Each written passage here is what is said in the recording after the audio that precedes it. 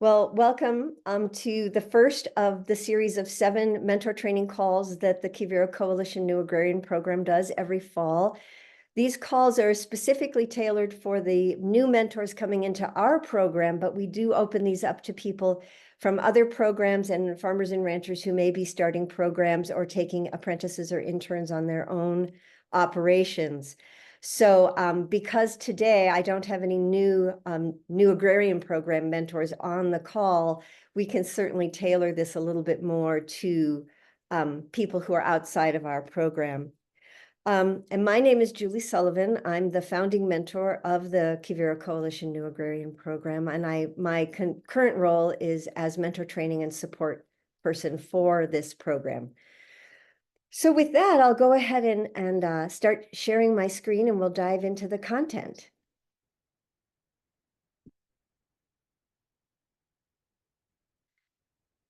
So as I said, this is the first in a series of 7 calls that will go from September into April. And we sort of tailor these calls to sort of mirror the trajectory that incoming mentors have with our program, starting with how do you describe yourself and your operation as a learning environment? And then we'll move through the series of calls talking about evaluating applications, how to conduct an interview that both helps you learn what you need to learn and also falls within the legal restraints that we have of the kinds of questions we can ask. And then starting in January, the calls will really focus on how do you create and deliver education. When you have a working farm and ranch, you're already more than busy, and you're trying to add education on top of running your operation. So the first thing I always like to talk about is, I don't know why it did that. There we go. Is why would somebody want to be a mentor? I think that being a mentor is something that people think sounds interesting, and they get really excited at the idea of having a young and enthusiastic person come join them on their farm or ranch. But just because you're a really great farmer or rancher doesn't mean you're actually going to be able to be a good mentor. And so it's really important for people to think about their motivation for being a mentor. And this is something that we really ask incoming mentors in our program to articulate. And so in order to sort of illustrate that, I always like to read a quote from my husband when he first started learning how to be a mentor after having been a rancher his entire life. So he likes to say, one has to commit to the idea of a practical education, both for the apprentice as well as for yourself. Remember, you're learning at least as much as the person you're teaching, just at a different level. These people will pester you with endless questions, break your shovel handles, burn up your clutch, and spoil your dog. But they will also give you their heart and soul. They'll make you a much better manager. They'll teach you how to turn anger into teachable moments, and they'll add to your life in ways that will astonish you. So there are some key differences between being a mentor and an employer, and this is one of the things that we really sort of talk about a lot when we're onboarding mentors in our program. And these are just a few key ones that I think are really important for people to reflect on when they're thinking about becoming a mentor or a host farmer to somebody who's a learner and not already someone who knows how to do the job. One of them is that you're investing in the person, not just in teaching them how to perform particular duties. But if you're truly a mentor, you care about the person as an individual. What are their particular goals and aspirations? And how can working with you and learning from you support them in their long-term goals? With an employee, you're often hiring somebody who already has a skill set, and you might be adding to that skill set. But for the most part, you hire people who already have some experience, some knowledge, and some capacity. In the case of bringing on an intern or an apprentice, you may well be hiring someone who's a novice.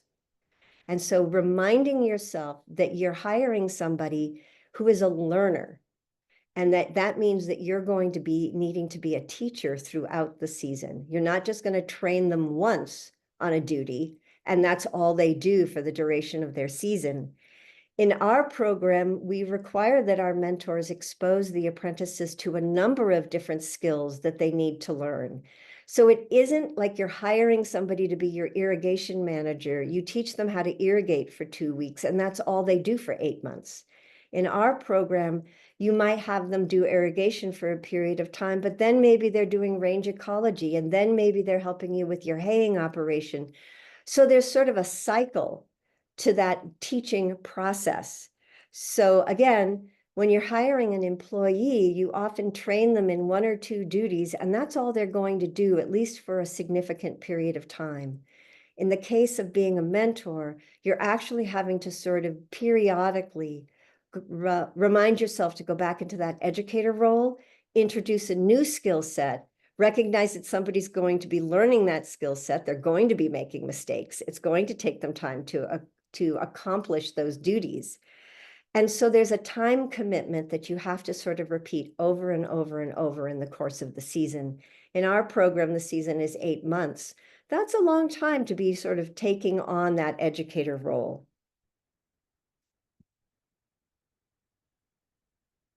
I don't know why my slideshow is not advancing.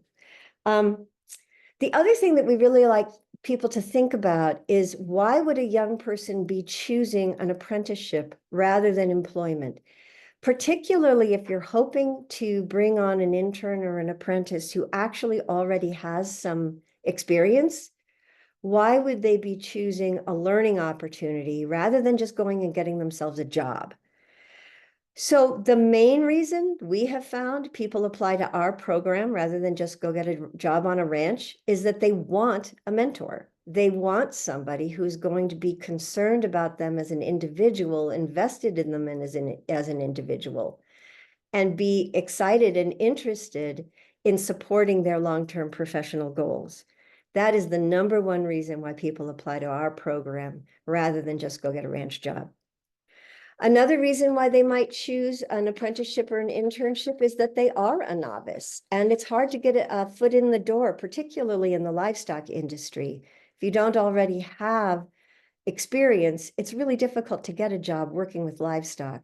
It can sometimes be a little easier to get a foot in the door in the vegetable farming world, let's say. You can come in sort of as somebody who's mainly doing weeding or transplanting. But in livestock in particular, it's very difficult if you're a novice to get an opportunity, which is one of the reasons why apprenticeship might be appealing. Another reason is further skill development. We have found that some of the people who apply to our program who do have experience, the thing that they really want to do is sort of hone those skills. Like, they may be people who really want to be honing their low stress animal handling. And so they're looking for an operation and a mentor who really specializes in that. Or they may be interested in learning more about soil health and what kinds of grazing practices really lend themselves to improving soil and water holding capacity, carbon sequestration, things like that. So they're wanting to add to their skill set in ways that may be difficult to do if they were just getting a ranch hand job. The other reason they'll sometimes apply to an apprenticeship program and an internship program is that they're still trying to figure out exactly what kind of operation is the one that most appeals to them and is the one that they really want to pursue long term. So in the case of our mentor sites, some of our mentors raise food and then do direct marketing. Others of our mentors actually sell through branded beef programs or sell into the conventional market. So an apprentice who's still trying to figure out what kind of operation may be right for them long run wants to sort of try on a couple of different kinds of operations, get a feel for them, and figure out which one is right for them. One of the things we really ask our mentors to do is to think clearly about, again, like I said at the beginning, what is their motivation? What are they excited to teach? And what kinds of changes they may need to be making to how they run their operation in order to incorporate education. This is something we really sort of hit home over and over and over again as we're onboarding mentors. And again, this will go out in the notes, so you don't need to try to read the small print here. But we have a document that we call, Are You a Good Fit? And this slide just shows several of the key questions on that. But we really do ask mentors to reflect on all of these questions in order to get clear on who they are as a teacher, what their operation can teach, and then they're going to be more able to describe the position they want to hire for or the educational opportunities on their operation when they're writing up their site description, they're writing up their job application. So they're more likely to actually get applications and interview people who are appropriate for their operation. So that sort of self-reflection actually helps you hire the right person. So a few of the questions are, do you have any short or long-term goals? And having a really motivated young person, particularly somebody who's interested perhaps in regenerative practices, how is that young person's motivation going to help you move your operation forward? That's a place where, again, there's sort of learning happening on both sides and you're supporting one another. Who mentored you? Was there somebody in your life who really supported you, believed in you? What was it that they did? What did they actually do? What kinds of questions did they offer? What kind of feedback did they give you? That might help you figure out what kind of mentor you want to be. Conversely, do you wish you'd had more mentoring than you actually got in your life? What was missing? What would have been helpful? What did you need when you were starting your own operation? That can also help you figure out what are the kinds of supports you want to be offering to somebody who comes in and works with you. A few things that I think are really important to think about are, what are you excited to teach? What are the things that you know absolutely across the board you want to expose an apprentice or intern to on your operation? And what are the things that maybe you don't want them to learn? We have some mentors who have very expensive equipment and they're not going to put a novice on a really expensive tractor. So they may be people who aren't going to teach mechanics in any way, shape, or form. So they're going to want to make sure that that's clear in their site description. We have mentors who really want to teach mechanics. And so that would be something that they would want to indicate in their site description. A few other things. How flexible do you think you can be? Across the board, every single mentor who's come into our program has needed to develop sort of different ways that they run through their week or their seasons in order to make sure that they're building in teaching time. So we really want mentors to reflect realistically, how much time and energy and patience do you have to be building in educating, to be showing someone how to do it, checking how they did it, maybe doing a repeat teach, and you might have to do that several times in order for the person to really become competent in that skill. Do you really have the patience to do that? That's really key if you're going to be a mentor. And then lastly, none of us are the communicators that we could be. A lot of people who are farmers and ranchers are brilliant at working with animals and land and crops and machines, but they aren't necessarily good at working with people. And so developing our communication skills is usually one of the real heavy lifts that we have to do as a mentor. So those are all things we really like our mentors to reflect on as they're coming into our program. In our program, we do have some actual requirements, some things that we really insist that people already have in place if they're going to become a mentor in our program. And we have some very particular reasons for these requirements. So this slide just indicates what those are. We really like people to have been in operation for at least 5 years. One of the reasons for that is that people who are in the first few years of starting their own farm or ranch often are so overwhelmed with just figuring out their production requirements, figuring out their soil type, figuring out their marketing systems, that honestly, they really don't have time and energy to take on a learner. So when you're early in your career, you often really need additional labor, and you might feel that taking on an intern, a learner, is a way for you to sort of get some additional labor that may not cost you a lot of money. But I would advise against taking on a learner when you're still in your learning phase. That tends to be not very successful across the board for both the mentor as well as for the apprentice or intern. It's also important that people have already functioned as a supervisor, that they have already had employees or volunteers or family members or friends that they've needed to kind of train and supervise, and they have some sort of idea of what it takes in order to describe how to do a task, how to do it successfully, and give feedback. In our program, we do focus on regenerative agriculture. And so some people will reach out to our program and want to come on as mentors. But if they aren't already prioritizing healthy soil as part of their practices, healthy food, what's the health of the ecosystem that they're functioning in, we really do ask that all of our mentors be either already adept at regenerative practices or moving into a regenerative space from perhaps a more conventional system. And because that's what our apprentices are looking for. That's what our program says it is. And so we want to make sure our mentors are actually providing that kind of education.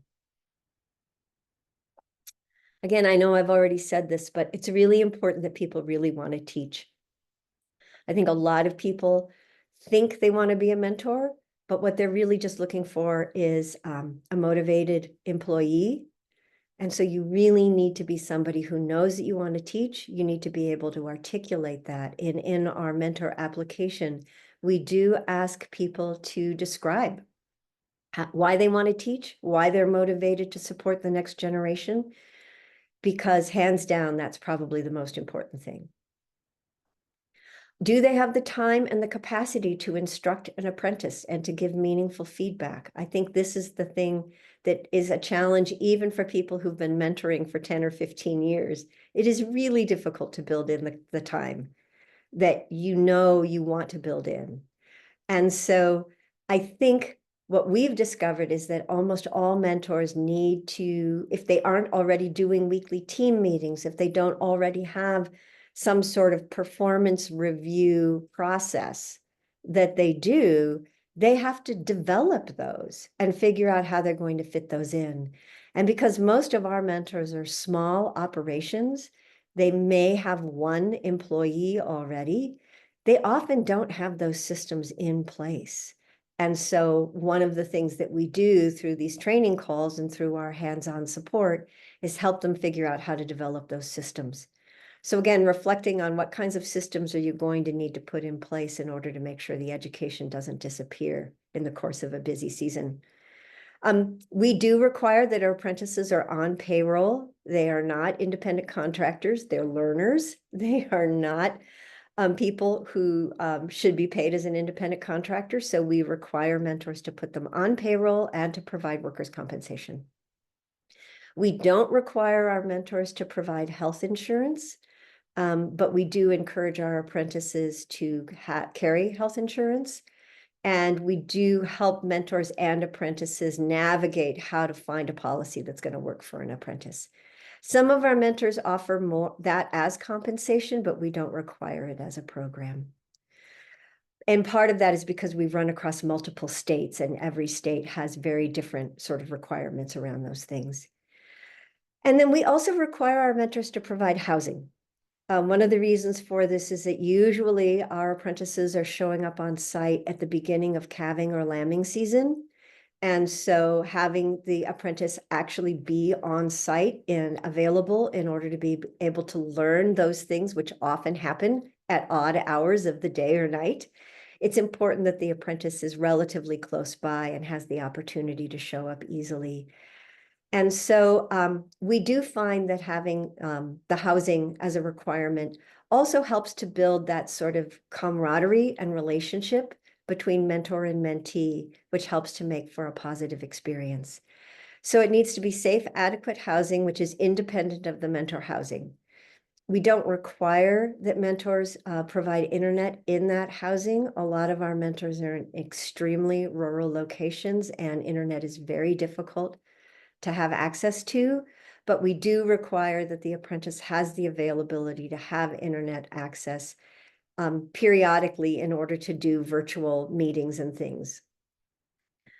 So I'm going to stop for a second and just see if there's a question, and if not, I'll keep going. Okay, all right. So one of the reasons we like to do this call in September is that we launch our applications on November 1st. And so right now is the period of time when our incoming mentors and our current mentors are reviewing their descriptions, which go up on our website, which are the things that the applicants read in order to decide if they want to apply to the program and which ranches they're interested in applying to work for. And so I really think the process of finding the right person for your operation starts when you're writing your site description.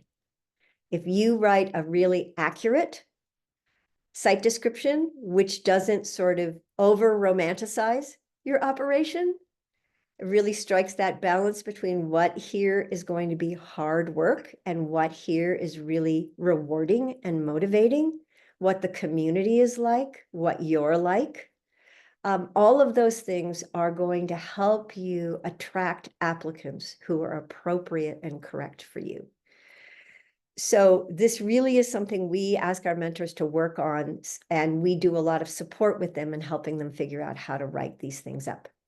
So first of all, most of the young people who are applying to apprenticeship and internship programs are pretty idealistic. And so understanding what your why is, as the mentor, as the farmer or the rancher, what's your why? Why are you raising what you raise? Why do you raise it the way you do? What is your deep, abiding sort of philosophy or purpose? They want to know that. And so if you can articulate that, you're going to find a person who's motivated deeply in the same way that you're motivated. And that's going to help you have a good match. So getting into a little bit more of the nuts and bolts, what is it that they will definitely learn? I know that I mentioned this earlier, but if you know that you're going to expose them to calving, animal health, animal handling, you know you're going to expose them to grazing planning and post-grazing assessment. If you know you're going to go out there and do soil health monitoring, then you're going to want to say, no matter who you hire, no matter who your apprentice is, these are the things, these are the duties they're going to be asked to learn to fulfill. These are the things they are definitely going to learn. If you are an operation that does direct marketing, that has any kind of customer service or guest services or educational workshops, and the expectation is that your intern or apprentice are involved in those kinds of things, which aren't necessarily overtly ranch or farmhand duties, it's really important that you articulate that in your site description. We have found that sometimes when a mentor site has guest services or direct marketing, and they aren't clear that a percentage of the apprentice's time will be spent doing those things, that they might end up hiring somebody who actually is super introverted and is not going to do well with that expectation. So it's really important that if you have something like that as part of the apprentice's exposure or duties, that you articulate that in the site description. If there's something which is a sort of conditional opportunity, you might want to make that clear. And I'll give a case in point. On our ranch, we don't use horses much during the season when we're down on the valley floor. We really pretty much only use horses and work horseback in the summer months when we're on our BLM allotment. On years when we take voluntary non-use on the BLM because of drought, we do very little horse work. So if we were to hire somebody who wanted to be horseback a lot, they would be very unhappy on our operation. So we make it clear in our site description that the horse work is mainly in the summer and it's conditional on whether or not the BLM permit is a place we go. So if somebody really knows that they want to be on an operation which involves a lot of horse work, they won't even apply to me. They won't waste their time and they won't waste my time reading their application because I'm not a good fit for them. So if you have something like that, this might happen, this might not happen, you might either decide not to say it at all, or you might indicate that this is something that is conditional based on certain kinds of factors. It's really important to describe your location and your climate. One of the things that we have found is that a lot of people who apply to our program, they've done a lot of sort of outdoor recreational things. They've gone skiing, or they backpack, or they mountain bike, but they haven't actually worked 8, 9, 10 hours a day in 98-degree heat or in sub-freezing temperatures. And so it's really important. Again, you don't want to dissuade them, but you want to give them an honest feel for the temperature range they might be working in. Is winter long? Like for us, we have, when they arrive on site, we still have lows that are well below zero. So we want them to know that, so that if there's somebody that knows they have frostbite or something, like they may choose not to apply to an operation where they know that the climate factors might be difficult for them. How close are you to a town? How far is it to buy groceries? How far is it for them to go on their day off in order to see a movie, or maybe find a pickup baseball game, or go take a yoga class? Those things are really important. Again, in our program, a lot of our mentors are extremely remote. They're 60 miles down a dirt road from anything. And so naming that really overtly, for some people, that's very appealing. And for other people, they know that's going to be a challenge for them. Hands down, the most challenging thing for apprentices in our program has been isolation. And so we do ask our mentors to be really clear about how far are they from town? How far are they from recreational opportunities that an apprentice would maybe be interested on their day off. It's really important to describe who the mentors are. Some of our mentor sites, there's just one person who is the hands-on mentor. But if you have, say, a full-time employee who's actually going to be one of the people supervising or training your apprentice, in your site description, you'll probably want to name that person and maybe say a few sentences sort of biographically, or a description of what that person's role is and what kinds of things that they will be interacting with your apprentice or intern around. We like mentors to include pictures of the people who are going to be mentors in their site descriptions. If you have required skills, I think almost all mentors have desired skills. Desired skills are not required skills. So if you have something that's absolutely a requirement, if you are not willing to teach somebody how to drive manual transmission, if they absolutely have to know how to do that, you want to say that. My experience is that most young people do not know how to drive manual transmission anymore. And so if you're willing to let them learn how to do that on your site, you could say that. If you're willing to hire somebody who is learning that, you can say that, and then in your interview process, you can indicate that you want them to be learning that prior to arrival. And then you can kind of check their skill set when they arrive. Do they actually need to already be capable on machinery? Do they need to already have significant horsemanship skills? So if there's something that, hands down, you will not hire somebody if they don't already have that skill set, you want to make sure that you name that very clearly. And then, are there particular traits or sort of attributes which are going to help somebody really thrive at your operation? Again, for us in our program, because most of our mentors only take one apprentice and they are in isolated locations, you might want to say something like, if you have, a hobby that, these kinds of hobbies are things which are easy to do in this location. Or if you're somebody, like if you know you're somebody that likes to laugh a lot in the course of work, you might want to say, somebody who has a sense of humor will probably thrive here. If you're somebody who likes to work side by side, but quietly, you might want to indicate that in your site description. And again, those aren't necessarily things you can hire for, but the more you describe who you are, the more likely it is you're going to have people apply to you who are a good fit for you. And in the call that we do in December, which talks about interviewing, I'll go into how to do that in an appropriate way during the interview process.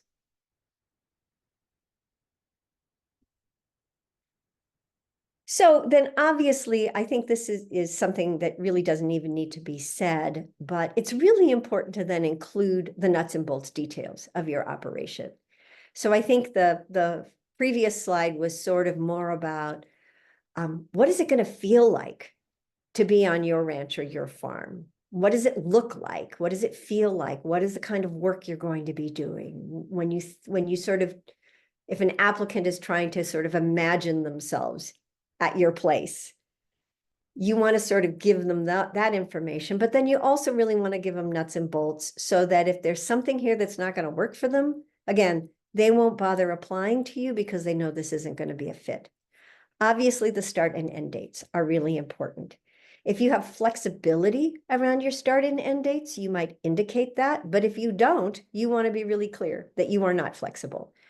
One of the things we find is that our program starts usually in March. Some of our mentors actually start in February. So we sometimes get people applying to us who are going to be graduating from undergraduate school in May, and they'll sort of say, hey, is there any way that I can like get a position? For the most part, our mentors can't accommodate that. But if you're willing to accommodate somebody coming later than your ideal start date, you might want to say that. If your end date is a firm end date, that's really important for them as well. A lot of agricultural work is quite seasonal. And so for them to understand that they may be ending their employment with you at a moment in time when it might be hard for them to find another agricultural job, they can plan accordingly, or they can look for an agricultural position in a different region, which may be entering its production season at the same time that you're coming out of yours.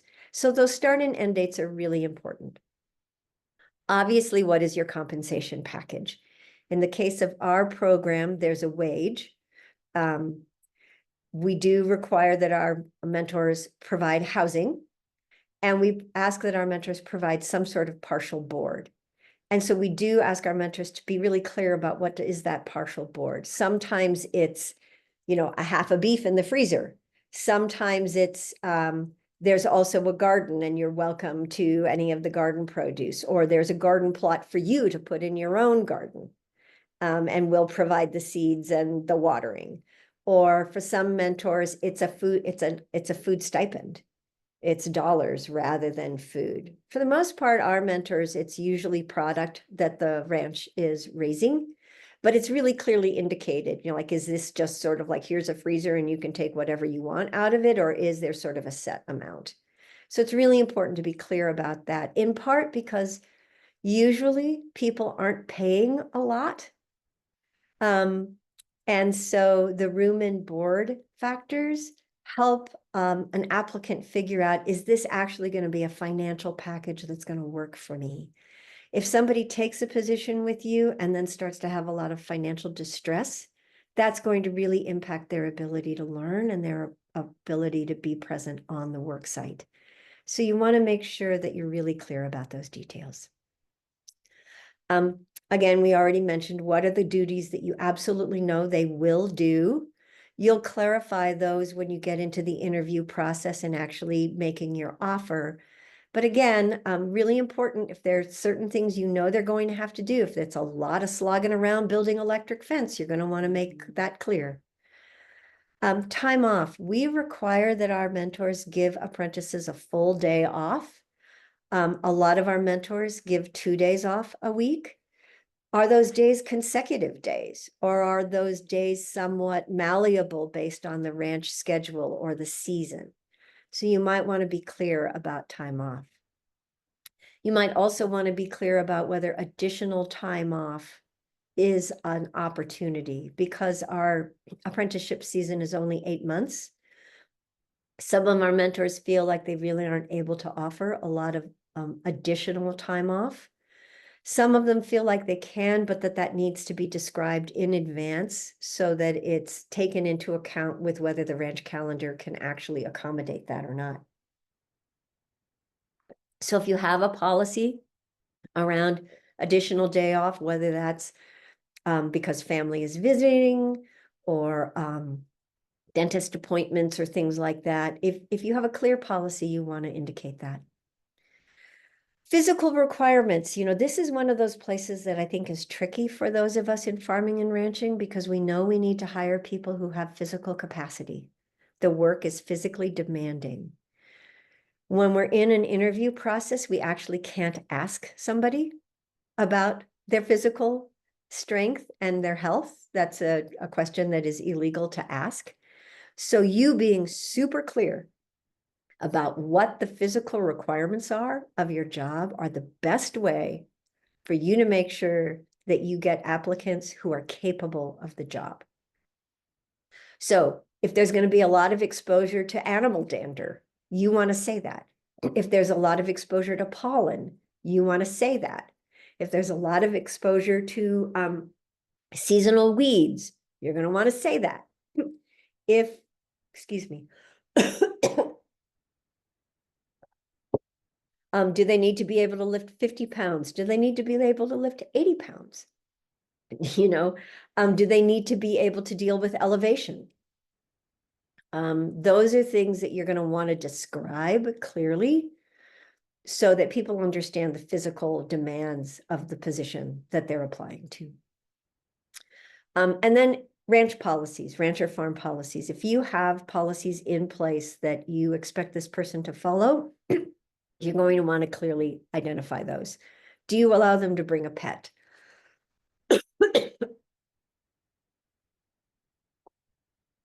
Most of our mentors don't allow pets in their working livestock operations, but some do. Some allow pets on a conditional basis. Excuse me.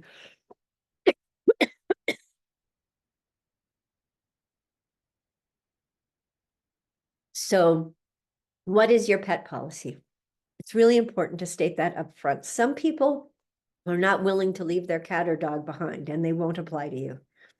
Are you willing to have them bring a working animal? In our case, we have a lot of people apply now who already have a horse that they're training for ranch duties, or they already have a stock dog that they're training, and they want to be able to bring that animal. So you might want to indicate whether a working animal is an option or not. Are you a no smoking operation, or do you allow smoking in certain places? Our ranch is a non-smoking operation. There's no smoking in any of the buildings, in the housing, in the vehicles. We live in a very dry place. I have sensitivities to cigarette smoke. So we basically just say no smoking. That doesn't mean somebody who's a smoker can't apply. It just means that they can't smoke on the property. Do you have a firearms policy? That's a really important thing to state. You don't necessarily need to go into details about, say, visitor policy or something like that, but you can. If you're an operation which welcomes visitors, you could say that. If you're an operation which feels like visitors need to be discussed in advance, you could say that. Most of our mentors wait until the interview process to go into more details of those kinds of things. But these things that would mean somebody wouldn't even apply to you, those are the kinds of policies you might want to put in your site description. Let me see. Oh, one other thing that you might put this in details, but you might also put it in sort of the what are you going to learn part of your site description, or things like, are you willing to have them learn a little bit about ranch financing? and get exposed to QuickBooks? Are you interested in having them maybe do some of your biological or soil monitoring? You might want to, if you have certain sort of projects like that you really would like the apprentice to be involved in, that could actually be something that will really excite certain applicants and make them want to apply to you, is that you're actively involved in, like our ranch is certified by the Audubon Society. And so we have biologists come out and do bird habitat surveys and things. And are we a bird-friendly ranch operation? So that's a really great educational opportunity for someone who's working on our ranch. So if you're involved in any kind of program like that, that can actually be a real, something that's going to get you the kind of person you're really looking for.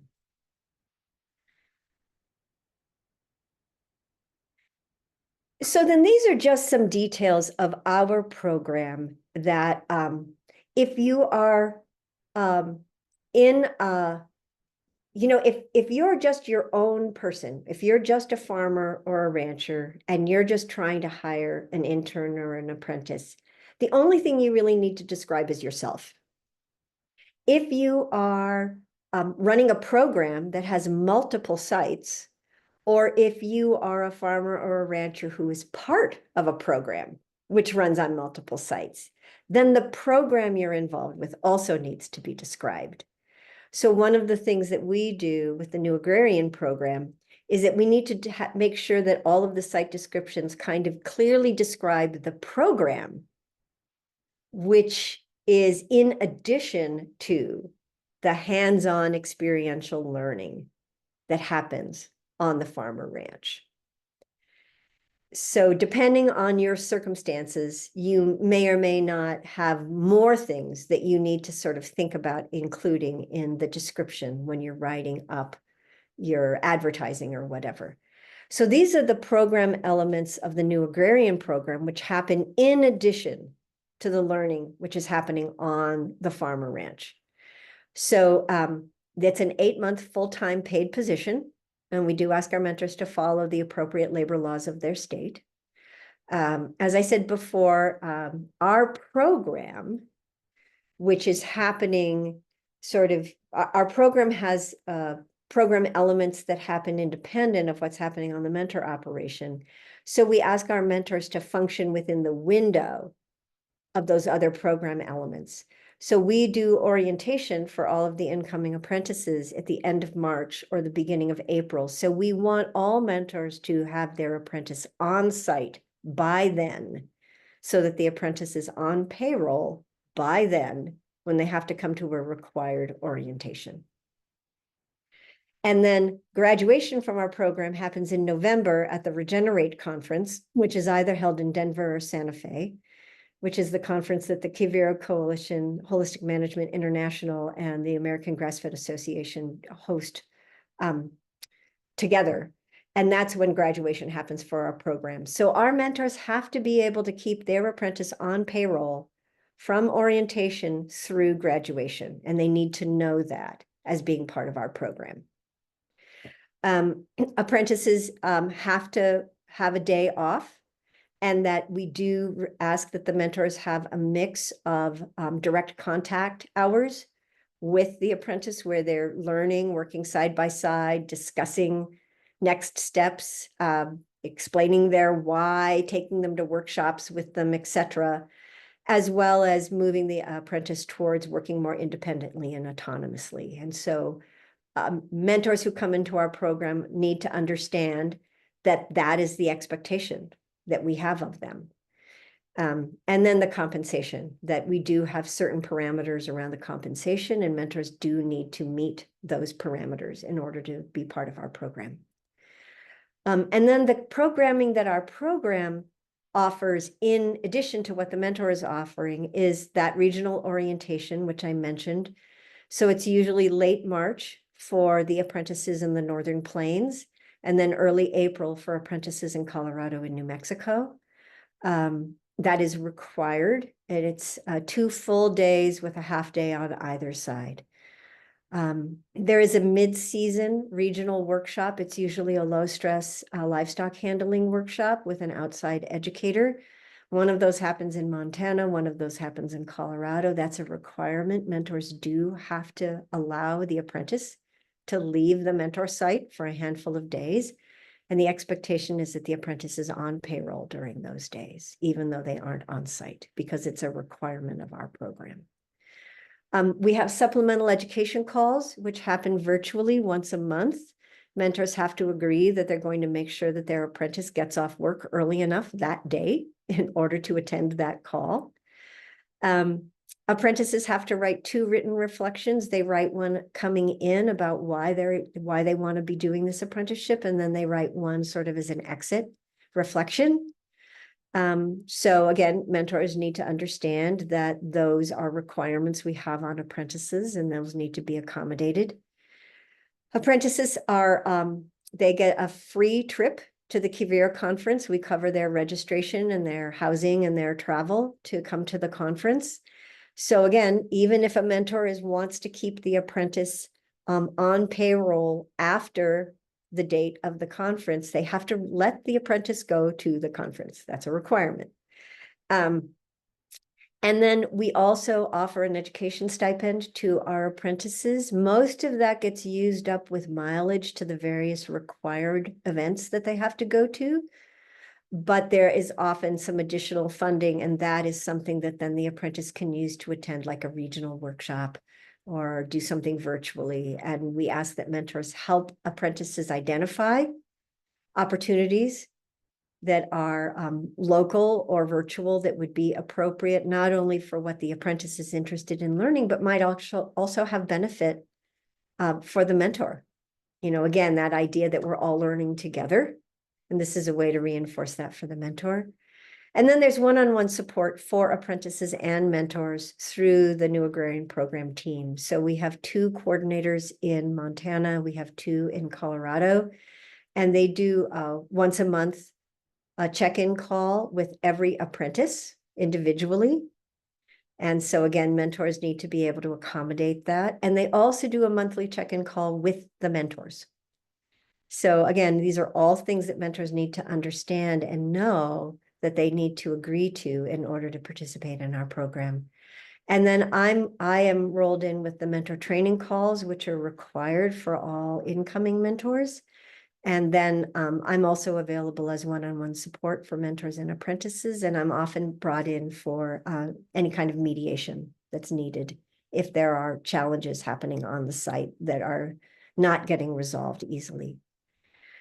So that's it. That's what I had for you all today. I don't know if there's any kind of clarification or anything that, you know, from your experience that you want to add in that you think would be valuable for people listening to the recording to hear things that you do in order to sort of make sure that people understand what they're applying to or how to describe themselves.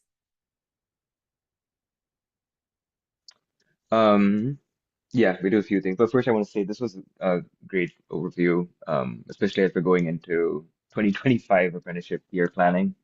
Um, yeah, so that's really helpful. And yeah, we have a very detailed job description for the apprenticeship program here at Zenger. It's like I think 4 pages of site description and then like 2 pages of like job description. And when I Wow. saw it, I was like, wow, this is really overwhelming. And now sitting through this, I'm like, okay, this makes sense why it's so detailed. I mean, I do want to condense it, compress it, that kind of thing going forward, but yeah, this is helpful. Um, and yeah, I guess our programs are similar but different. Yeah, we don't do livestock, largely diversified vegetable production. And for the past, I don't know, at least 8 years, it's been largely through a CSA program. Oh, okay. Um, And like, yeah, see, we run 2 kinds of CSA. One is like people come pick up at the farm once a week, and another is kind of like a veggie RX program. You know, you can get a prescription from doctor, healthcare practitioner, Oh, and that's great. yeah. So fully, either fully or heavily subsidized by insurance and or state dollars. Wow, Um, yeah, and then that's since wonderful. yeah, it's great. Yeah, it's great. And like since early COVID, People didn't feel comfortable coming to the farm to pick up, childcare needs, work from home, just everything's really stressful. So we partnered with DoorDash to like do pick up and drop off, Wow. and that has been working so well that we still continue to do this even now. Yeah, and I think this year DoorDash gave us some money. He's like, here, take some money while they do pick up and drop off for us. It's great. Wow, that's really, so many of our mentor sites are so rural that like, Yeah. DoorDash doesn't exist where I Hmm. have to go 3.5 hours in order to get DoorDash. But we Yeah. do have some mentor sites which are like right outside of Missoula, right outside of Colorado Yeah. Springs. So they are Yeah. potentially in a situation where something like that could work for them. And I do think there Hmm. was a lot of really innovative, when I was just in Cape Breton, there was some really innovative, they called it Farm Gate Farmers Market, Hmm. where there was just sort of like a kind of a route, and every Hmm. farmer sort of had a stand out on the road, and people just sort of drove this like 10-mile circuit to pick up Hmm. everything. And they did that every Saturday all through COVID. And so they still do it now because it ended up being so convenient for people. Hmm. And Hmm. often like there are, people with crafts, and the library does an outreach, bookmobile. And it's this really lovely way in more rural places to try Hmm. to still Hmm. create venues. One Yeah. thing, I don't know if this would be helpful for you or not, but I think one of the things we've looked at too is, so we want these site descriptions to be really detailed, but we also don't want it to be so laborious that people actually don't read it. Yeah. And I don't know if this is something you're finding, but we've been finding that actually people aren't reading things. Yeah. Like if I Hmm. am interviewing somebody and I ask them, well, was there something in my site description that you have a question about? I can tell by their Hmm. face that they actually didn't even read it. Yeah.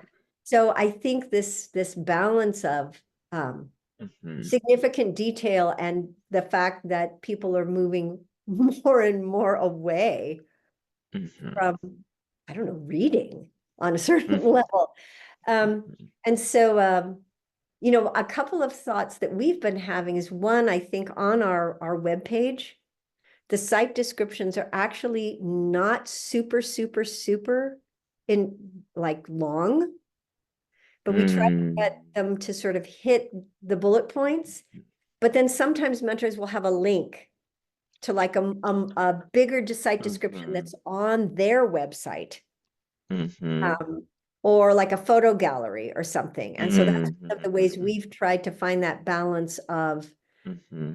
if people read this relatively short description and it sounds appealing, then they can look for additional information. And we try to make it easy for the applicant Hmm. to do that. Hmm. We've also been toying with the fact, particularly with sort of growing awareness around neurodivergence, is Hmm. we want to actually try to have video or Hmm. audio. Like, would it make sense for a mentor to like do a 5-minute Hmm. description that's an audio file? And we haven't done any of that yet, but it's something we've Hmm. just started talking about, and actually letting an applicant create, um, Hmm. rather than a written document, if there's some way for them to be able to do something that's more of a video or an audio application. Hmm. Um, Hmm. so I think, those are just some ideas that we've been playing with along the lines of what you're talking about. Like, Yeah. we know the detail is so critically important, and we also know people aren't reading it. Yeah. I hear you. Yeah. So, and then the Yeah. other thing that I always tell mentors is that if there's anything in their site description that's truly critical that somebody has Hmm. read, like consider putting it in bold or a different Yep. color, or I don't. or make sure that you ask interview questions that are specific to those things. Yeah. Yeah. Yeah. Anyway, That makes sense. Yeah. Cool. And so I guess I have questions that are more, I don't know, I guess tailored to our context. Yeah, like urban, diversified, veggie farm. Um, and one thing we're exploring for the coming year, or maybe hopefully coming years too, is kind of separating out education from production because that's just not been working out well for us. Like, yeah, diversified veggie farm, like we have to meet like certain like weight quotas, it's high stress in It's the teacher season. intense. Yeah. Yeah, And yeah. time sensitive, like you have Oh to yeah. harvest it at this time of day. Yes. You Yes. know? Yeah. Yeah. Yeah. Yeah. And yeah, so the space for apprentices to make mistakes and multiple teaching moments. Early season, it did get kind of hard earlier this year. So yeah, I guess one thing we're exploring is a little bit more separating out education from production. And what if like there was a portion of the farm that was, even if yeah, even if that site burns to the ground, right? Like the farm will be okay, right? What if we treated it as like this is purely Oh, yeah, yeah, yeah. lear- learning, teaching first, and if any veggies grow out of it, great, that's awesome. But we're not expecting production out of it. So that's one thing I'm toying with. Because Hmm. that was my experience as an apprentice. When I was an apprentice, it's like, it's okay. Like people will cut off the water line, things will happen. It is okay. Uh, yeah, this is a safe place to make mistakes. And Yeah. so, yeah, so I guess I'm thinking through that. And 1 second, I should put down a few things here. So we have like a cohort-based model, right? Like Hmm. up to four apprentices work together. One person lives on site. Okay. Um, that's one. Second is that it's an entry level. Like if you have more than 1 year farm experience, you're disqualified. Oh, okay. Um, yeah, and so those two things in mind, and one thing I'm trying to explore for next year, is kind of what you're talking about, right? Like for someone to be like both mentor and farm owner operator, and just like in charge of everything. It's a lot for one person to hold. And personally, I operate within a larger nonprofit, so it's not just farming that we do. Right. So one thing I'm exploring, I'd like to explore is like what if it was just a part-time apprenticeship, part-time apprenticeship or pre-apprenticeship kind of program, come in 2 days a week over the season. Like, yeah, it's not going to be like depth of mastery, but like wide exposure through the season. Yeah. And I heard you saying like, yeah, as much as you can, kind of like keep things like really detailed, um, on the site description, on the apprentice experience, on duties and things like that. And I see value for it, and like yes, like definitely something's required. And I think one thing I think of that's desirable for me personally is to be able to personalize each of Mhm. their apprenticeship interests. Like, what if someone really wants to dive deep into composting or get into food rescue work or that kind of thing? I guess I want to figure out a way to lay that out, like clearly, like articulate it clearly, like, hey, these are things that are required, and if you're interested in these ABC XYZ things, there's like Yeah. space and support to do that. Yeah. And the last thing I have here, like I think about this a lot. It's cool, to do like a 1 season apprenticeship. That's awesome. But then what? What happens Yeah. after that? Yeah. Yeah. Uh, Yeah, we yeah, should definitely talk about that. We've been dealing yeah, with that. But I had a couple of thoughts. One yeah. question, the thing about people being able to specialize, I've never worked on a veggie farm, but as being part of the field network, I'm exposed to a lot of organizations, which this is, and, Mhm, so there are 20 people on site, and mhm, specialization actually might be really appropriate and beneficial, both mhm, for the learner as well as for the owner or the mentor or whatever. And so would it make sense to actually ask people in the application? Like, do they have a yeah. particular passion point? When we do that with our apprentices, once they've been, Mhm, like, we ask them that as part of the interview. But mhm, once they're hired and they're doing their baseline skills sheet meeting, um, mhm, we ask them to indicate if there are particular skills that are their passion point, not because we can guarantee that they will learn them. mhm, Um, mhm, but that may be a place like for the supplemental education calls to mhm, go, or maybe there's a local expert that, the mentor mhm, can put them in touch with. So again, because on our operations, so often it's just one apprentice and maybe there's one other employee or something, the specialization isn't really an option. Um, mhm, but I think if that is something that would really serve your host farmers or mhm, whatever, however you refer to them, I think asking that question in the application, like, are you someone who wants to be exposed to sort of as many different things? Or do you have a mhm, particular area that is the one that you really, it's kind of like your entry point? Mm-hmm. Mm-hmm. I think that that's really, really Yeah. fair. Um, and Yeah. in our own way, we do that. Like we have certain mentors that we know what they excel in is grass management. Yeah. And so we're not going to pair them with an apprentice that isn't interested in that. Mm-hmm. You know, Mm-hmm. if we have an apprentice that really wants to be working on horsemanship, they're going to go somewhere else. You know, so we do matchmaking. But I think in the Mm-hmm. case of your program, it sounds like actually asking it this flat out would be quite Yeah. appropriate. Mm-hmm. Here, I'm going to turn off the recording. Mm-hmm. Let me